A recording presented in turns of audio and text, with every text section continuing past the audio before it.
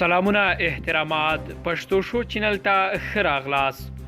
د غور د ولایتي روغتون ډاکټران وایي پر کرونا وایروس اخته مشکوک کس له روغتون نه تښتېدلی دی. د غور د ولایتي روغتون سرطبیب فضل الحق فرجاد د دې خبر په تایید سره وویل د دې کس خپلوانو نن له غرمې وروسته له ډاکټرانو سره تر لفظي شخړې وروسته هغه له ځان سره تښتولی دی. یاد دی چې له دې مخکې د فراه د عامې روغتیا رئیس ویلي وو چې د ایران او افغانستان سرحد ته نږدې فراه کې د کرونا وایروس 2 مشکوکې پیښې ثبت شوي دي.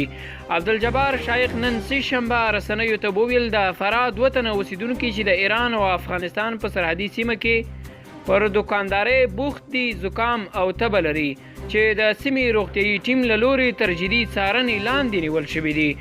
ښاغلي شایخ زیاته کړه تر اوسه تثبیت شوی نه ده چې دغه کسان پر کرونا وایروس اخته دي که نه، خو هغه وویل د دې وایروس د مخنیوي لپاره جدي تدابیر نیول شوي دي.